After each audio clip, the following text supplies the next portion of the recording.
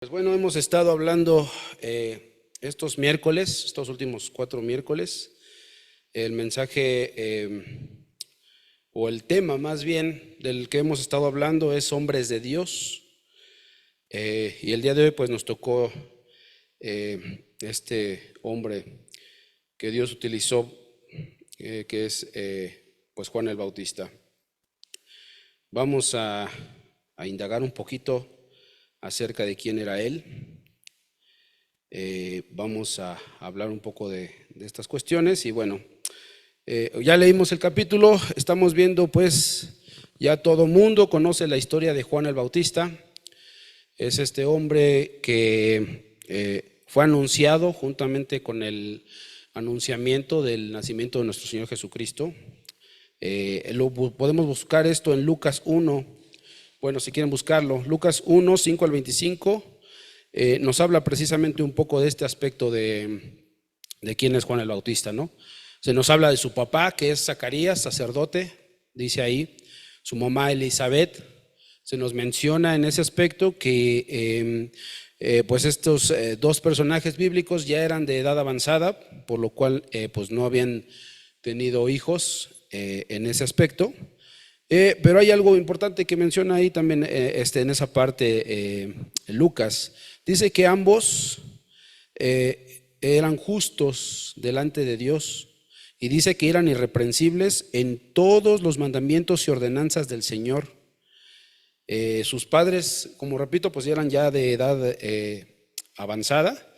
Y bueno, pues recordamos en ese momento que el anuncio pues fue dado por el mismo ángel Gabriel, ¿no? Antes de ser anunciado el nacimiento de nuestro Señor Jesucristo, también por el mismo ángel. Podemos encontrar también en Lucas 3 cómo es que este personaje, Juan el Bautista, inicia su ministerio. Es algo bien importante lo que leímos aquí, porque desde Isaías, si podemos buscar también Isaías 40 en el versículo 3, se nos menciona esa parte, ¿no?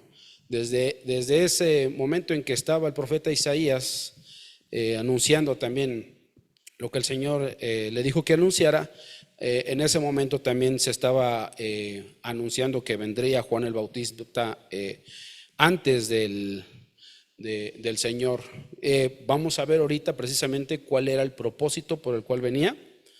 Y bueno, vamos a leer por favor Isaías 43. Isaías 43.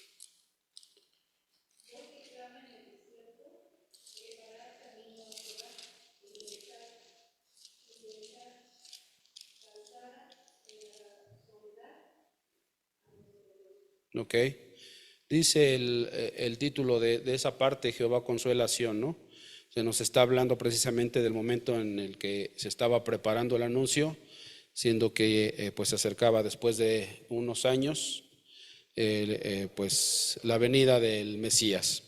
Entonces también Malaquías en el capítulo 4 versículos 5 al 6 nos menciona un poco acerca de este personaje de Juan el Bautista. Dice en los 2 versículos: he aquí, yo os envío el profeta Elías antes que venga el día de Jehová grande y terrible. Él hará volver el corazón de los padres hacia los hijos y el corazón de los hijos hacia los padres, no sea que yo venga y hiera la tierra con maldición, dice. Y bueno, básicamente en estos versículos y en lo que se nos menciona podemos ver cuál era el principal objetivo o el propósito del ministerio de Juan el Bautista, que era precisamente eso, preparar los corazones de aquellos que habían de conocer después a Jesús, el Señor, ¿no? Si podemos ver, bueno, vamos a ir viendo ahorita esta parte, referente a nuestra lectura, vemos que Juan el Bautista, como lo menciona la Biblia, ya era lleno del Espíritu Santo, ¿no? Y esto de la llenura del Espíritu Santo lo podemos encontrar también en la cuestión de su nacimiento. Desde el momento en Juan, pero sí, era lleno del Espíritu Santo y dice que ya se había hablado desde el anuncio de su nacimiento esta parte de la llenura. Y podemos ver lo que vemos prácticamente aquí en Juan 1, que es lo que corresponde a nuestra lectura en adelante. Vemos estas respuestas tan asertivas que da a los sacerdotes y a los levitas enviados de parte de los judíos, ¿no? Primero, en el versículo 19 del Evangelio de Juan, hasta el final, donde dice, bueno, vamos a leerlo, dice: este es el testimonio de Juan, cuando los judíos enviaron de Jerusalén sacerdotes y levitas para que le preguntasen: ¿tú quién eres? Lo que podemos notar inmediatamente es precisamente del apóstol Juan, que está escribiendo el testimonio de Juan el Bautista. Dice aquí: confesó y no negó, sino confesó: yo no soy el Cristo. ¿Sí? Esto inmediatamente, desde esa primera respuesta que da Juan el Bautista, podemos nosotros notar cómo esta conversación iba a tomar forma para poder llevar la misma conversación a darle la gloria a Dios, ¿no? Repito, esta parte de confesó y no negó, sino confesó, precisamente nos está dando esa conversación. Se tornó en una declaración de quien merece toda la gloria, ¿no? Y lo vemos aquí: yo no soy el Cristo. Sin embargo, estas palabras llaman la atención. Más adelante, en el mismo versículo 21, dice, le preguntaron otra vez: ¿qué pues? ¿Eres tú Elías? Dijo: no soy. ¿Eres tú el profeta? Y respondió: no. Si recordamos en ese contexto, podemos ver, por ejemplo, que Elías fue llevado al cielo en un torbellino, no murió. Entonces, pues los judíos tenían esa mentalidad de estar esperando por lo que dice precisamente Isaías, por lo que dice Malaquías, ¿no? Ellos pensaban que iba a venir Elías en persona como parte de esta profecía, ¿no? Sin embargo, no era así, ¿no? Cuando dice también ahí: yo no soy, ¿eres tú el profeta? También en Deuteronomio 18, si pueden ver ahí en sus referencias bíblicas, nos habla también el Señor en esa parte, en Deuteronomio 18, del 15 al 18, nos habla de un profeta que ha de venir. Vamos a buscarlo.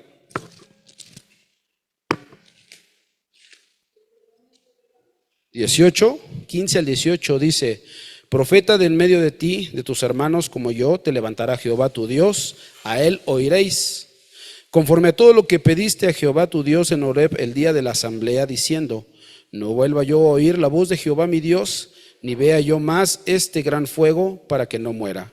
Y Jehová me dijo: han hablado bien en lo que han dicho.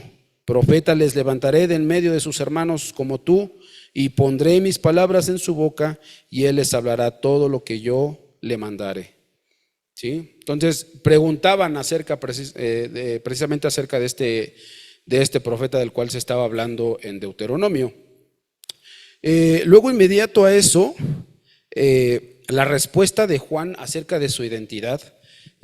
Precisamente vemos cómo Juan está llevando esta conversación a este punto en el que Jesús, el Señor, merece toda la gloria. En el versículo 22 y 23 dice: le dijeron: pues ¿quién eres? Para que demos respuesta a los que nos enviaron. ¿Qué dices de ti mismo? ¿Sí? Juan estaba seguro de quién era. Juan sabía cuál era su propósito de vida. Vaya, ¿sí? Dice aquí: yo soy la voz de uno que clama en el desierto, enderezad el camino del Señor, como dijo el profeta Isaías. Y bueno, él mismo está citando precisamente a Isaías en el versículo que leímos, Isaías 43, pero él mismo se estaba dando cuenta cuál era su propósito, para qué estaba ahí, cómo era cuál era parte de su ministerio, ¿no? Podemos seguir leyendo más adelante.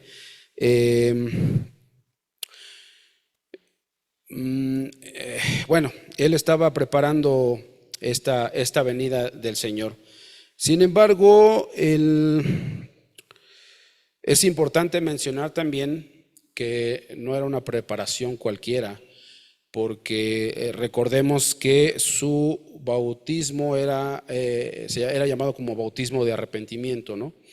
Él estaba preparando a los corazones del pueblo, vaya, de la gente que lo había de recibir, como ablandando la tierra, para que entonces pudiera llegar el Mesías a reconocer, para que la gente pudiera reconocerlo, ¿no? Muchas veces en este aspecto tal vez podríamos preguntarnos personalmente cuántos de nosotros tenemos el propósito claro. ¿A qué me refiero con esto? Creo, y es importante mencionar lo que el Señor Jesús nos dice en Mateo 28, al final, versículos 19 y 20. Id y haced discípulos a todas las naciones, bautizándolos en el nombre del Padre, del Hijo y del Espíritu Santo, enseñándoles que guarden todas las cosas que yo os he mandado, dice el Señor. Y aquí yo estaré con vosotros todos los días hasta el fin del mundo. Ese es nuestro propósito, aparte del que ya sabemos.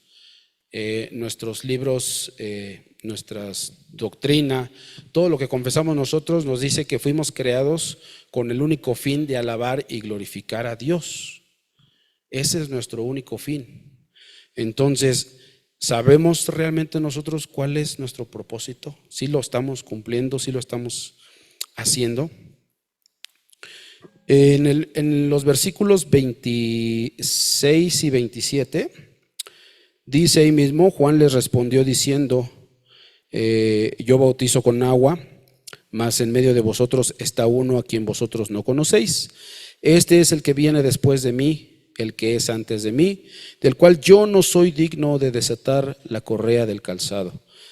Esta respuesta la está dando Juan a las preguntas que le están haciendo estos sacerdotes y levitas, ¿no? Le preguntaron, ¿por qué pues bautizas si tú no eres el Cristo, ni Elías, ni el profeta? Recordemos que estos personajes eran más del tema religioso. A ellos les importaba más que alguien más no hiciera las cosas que ellos hacían, ¿no? En este aspecto del bautismo y demás cuestiones. Sin embargo, aquí Juan está dando a notar también esa cuestión de humildad que tenía delante de Dios, porque dice en el 27, este es el que viene después de mí, el que es antes de mí, del cual yo no soy digno de desatar la correa del calzado. Entonces Juan, repito, entendía su lugar, entendía su propósito y era humilde de corazón. Los versículos 29 al 31 dice: el siguiente día vio Juan a Jesús que venía a él y dijo: he aquí el Cordero de Dios que quita el pecado del mundo. Este es aquel de quien yo dije, después de mí viene un varón, el cual es antes de mí, porque era primero que yo. Y yo no le conocía, mas para que fuese manifestado Israel, por esto vine yo bautizando con agua. Esa es la respuesta que está dando Juan, precisamente a las preguntas, más una respuesta más amplia, ¿no? Su propósito principal era de concentrar precisamente toda la atención en la verdad de que solo a través de Jesús nosotros podemos ser salvos. Si leemos con atención lo que acabamos de leer, vemos cómo esta conversación se está tornando a eso, a darle solo la gloria a Dios, a exaltar el nombre de Jesús a través de lo que está haciendo, ¿no? También podemos encontrar en la palabra de Dios algo que pudiera parecer un poco contradictorio respecto al ministerio de Juan. Voy a invitarles que busquen por favor Mateo 11 del 1 al 6.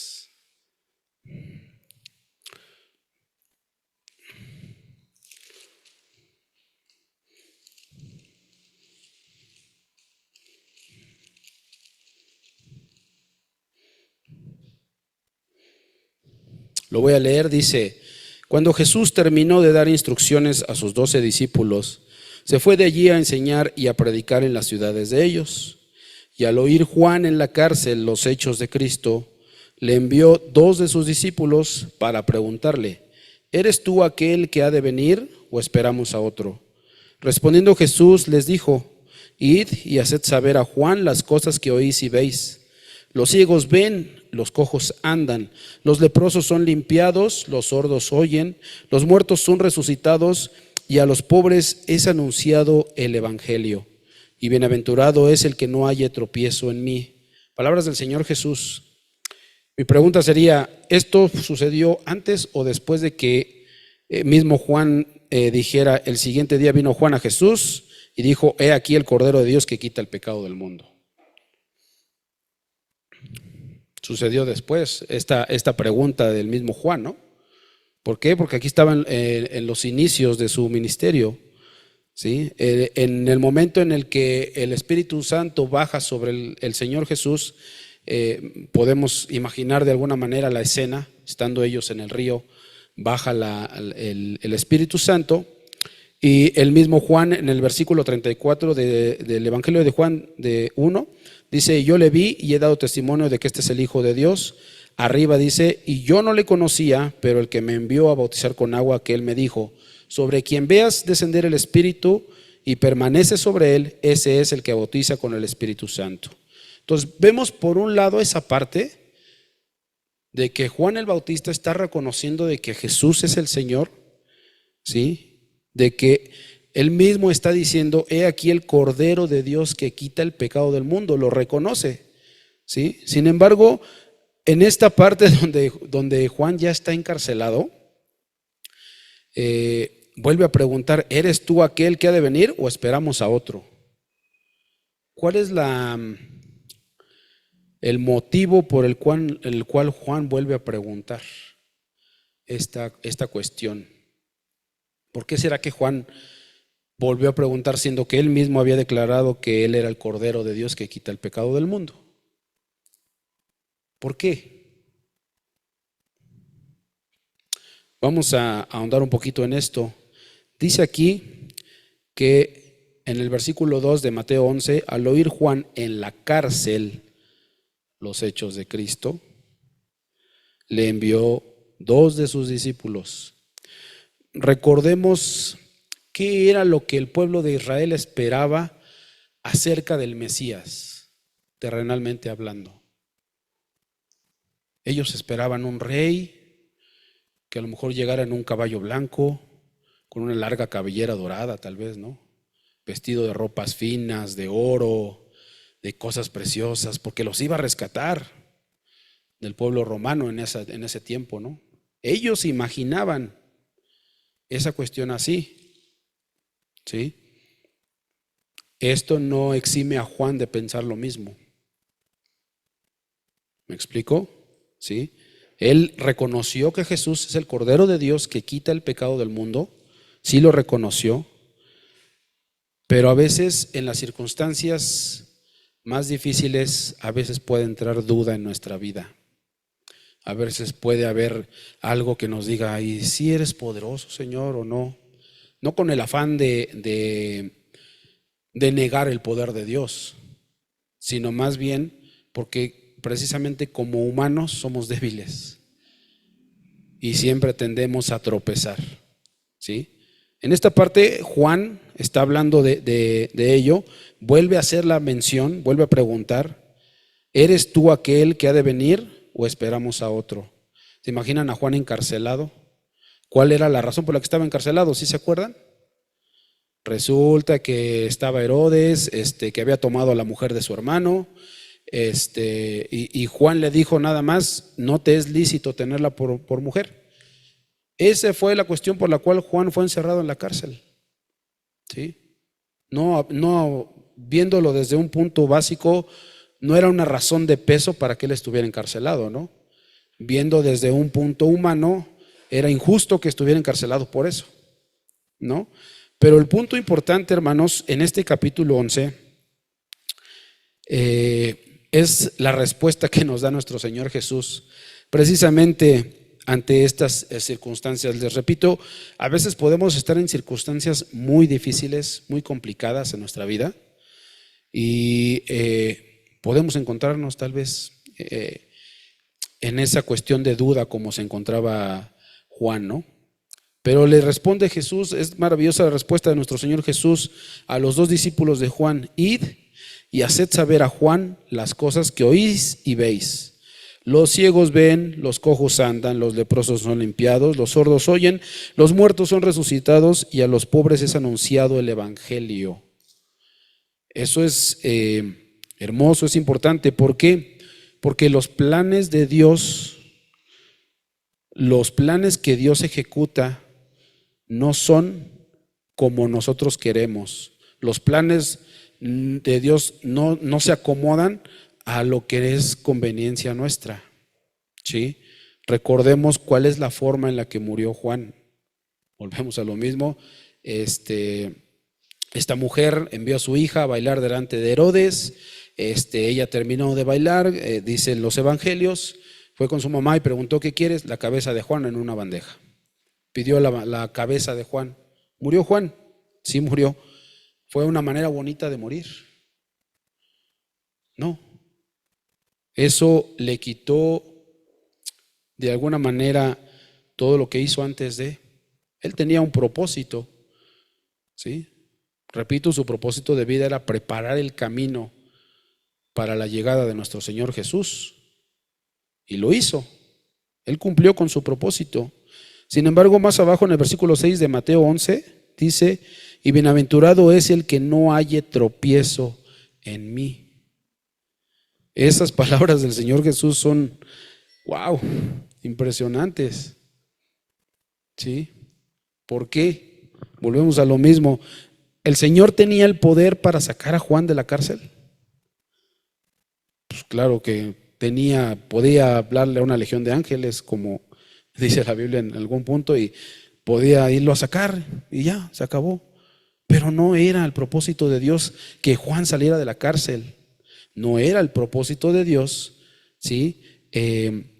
Estas cuestiones. Y dice: bienaventurado es el que no haya tropiezo en mí. Es decir, independientemente de las circunstancias, de cómo sucedan las cosas a nuestro alrededor, el plan de Dios siempre es perfecto, ¿sí? Él siempre tiene el control de todas las cosas, aunque parezca que estamos metidos en el hoyo más profundo y que la tormenta más grande está por venir encima de nosotros, y aunque a nuestro parecer las cosas se tornen injustas, a nuestro parecer humano, Él siempre tiene el control de todo, ¿sí? Y seremos bienaventurados si no hallamos tropiezo en el Señor, ¿sí? Volvemos a esta parte. Regresamos a Juan, donde dice, versículo 32, también dio Juan testimonio diciendo: vi al Espíritu que descendía del cielo como paloma y permaneció sobre él. Eso es lo que vio Juan, lo está testificando, está diciendo. Y esta fue la pauta que Dios dio para demostrar que Jesús era su hijo, ¿no? Dice: y yo no le conocía, pero el que me envió a bautizar con agua, aquel me dijo: sobre quien veas descender el Espíritu y que permanece sobre él, ese es el que bautiza con el Espíritu Santo. Y yo le vi y he dado testimonio de que este es el Hijo de Dios. Hablando acerca de estos hombres de Dios, precisamente hemos estado hablando de ellos. Podemos ver esa parte, ¿no? Podemos aprender mucho de su vida. Claro que podemos aprender bastante de su vida, pero lo principal que podemos aprender de ellos es que siempre debemos de estar dando la gloria a Dios, porque solo Él la merece, hermanos, ¿sí? Dando la gloria a Dios a través de sus vidas. Hablamos la vez pasada de Eliseo, hablamos de otros ejemplos. Nos fuimos, ¿se acuerdan? A Hebreos, donde se mencionan los héroes de la fe. Y cada uno de ellos tenía cierto propósito. Podemos leer la parte de los héroes de la fe en Hebreos, ¿sí? Cada uno de ellos cumplía con cierta cuestión. ¿Se acuerdan cuando hablamos de Enoc también? ¿Sí? Cada uno de ellos tenía cierto propósito. Al igual que cada uno de nosotros aquí lo tenemos. Lo tenemos como iglesia, como comunidad, pero también tenemos un propósito individual en la vida. Y el principal objetivo de nuestra vida, de nuestro ser, es de darle toda la gloria a Dios, toda la honra, porque Él la merece, porque Él es dueño de todo, porque Él es nuestro Salvador, porque en su infinita misericordia Él ha permitido que el día de hoy podamos conocer todo lo que Él es a través de su palabra. ¿Sí? ¿Cómo no darle esa gloria y esa honra a Dios? ¿Y cómo no buscar el propósito de nuestra vida? ¿Cómo no hacerlo? ¿Sí? Es importante que busquemos ese propósito, hermanos.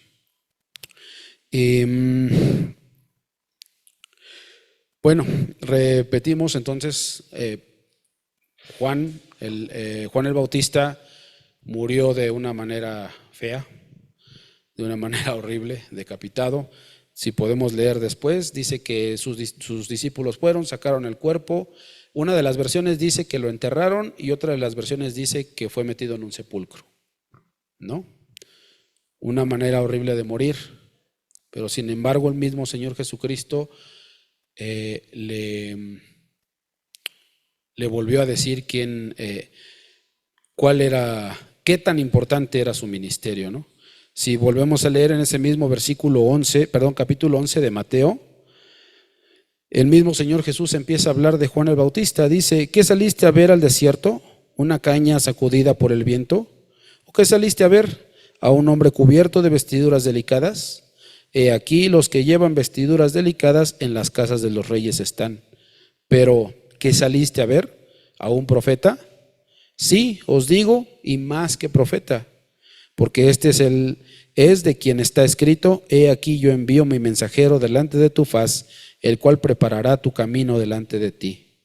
De cierto os digo, entre de los que nacen de mujer, no se ha levantado otro mayor que Juan el Bautista, pero el más pequeño en el reino de los cielos, mayor es que él.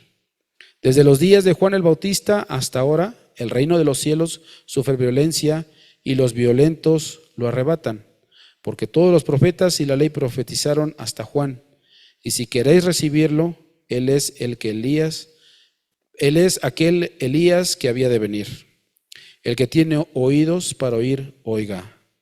Mas, ¿a qué compararé esta generación? Dice: es semejante a los muchachos que se sientan en las plazas y dan voces a sus compañeros diciendo: os tocamos flauta y no bailasteis, os endechamos y no lamentasteis. Porque vino Juan, que ni comía ni bebía, y dicen: demonio tiene.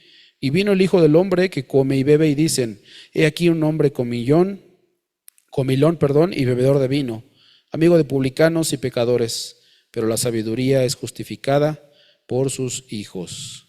Entonces, repito, a pesar de la muerte de Juan el Bautista, pues el Señor ratificó de alguna manera su ministerio, y volvemos a ver esta parte de que Él tenía el propósito de preparar el camino para aquellos que habían de recibir a nuestro Señor Jesús, ¿no?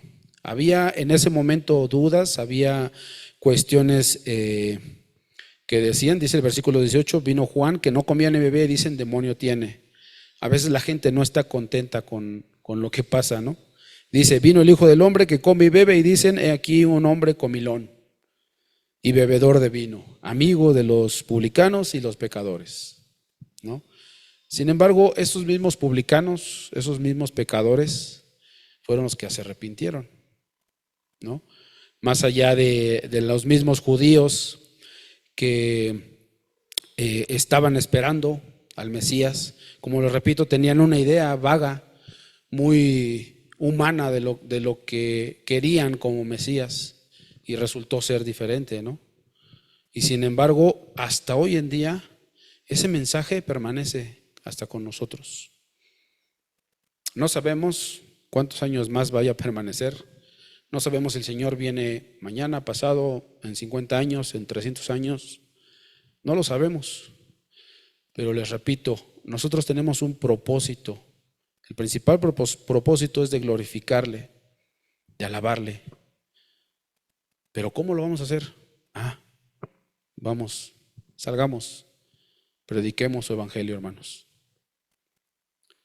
Vamos a orar, que el Señor reciba la gloria. Padre, te damos gracias porque eres bueno, misericordioso. Gracias porque nos muestras, Señor, estos ejemplos en tu palabra de cómo es que tú obras poderosamente, Señor, y cómo es que tú tienes todo el poder y mereces toda gloria, Señor.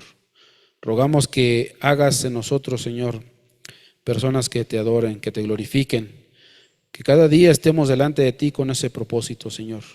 Que si aún no conocemos el propósito de nuestra vida, lo podamos hacer pronto, Señor, podamos ejecutarlo, podamos salir, Señor, y compartir tu nombre a todos lados. Aquellos que aún no te conocen, Señor, permítenos poder hacerlo con alegría, con denuedo, Señor, y aún hacerlo sin temor, Señor, a lo que el mundo diga. Tu misma palabra dice, Señor, que todos aquellos profetas que tú mandaste fueron muertos de muchas maneras, Padre, entre ellos Juan también. Y en este aspecto, Señor, pues pudiéramos ver o pudiéramos pensar tal vez que en el mundo así son las cosas, el mundo ha de responder siempre mal, Señor. Sin embargo, ayúdanos a tener esa fuerza, ayúdanos a tener ese valor, que no nos importe, Señor, lo que vaya a pasar o no pasar, sino que vayamos, Señor, obedientes siempre a predicar tu palabra, Señor, y a que más gente pueda doblar su rodilla delante de ti con el propósito de darte toda la gloria y toda la honra, mi Señor Jesús. Ponemos en tus manos este puñado de hijos tuyos, esta iglesia, Betania, Señor. Gracias porque nos has dado este lugar para congregarnos. Y rogamos, Señor, que tú nos permitas poder abrir la boca, Señor, para llevar tu evangelio a todos aquellos que no lo tienen aún, Señor. Pues ponemos todo esto en tus manos, en el nombre de tu Hijo amado, nuestro Señor Jesús. Amén.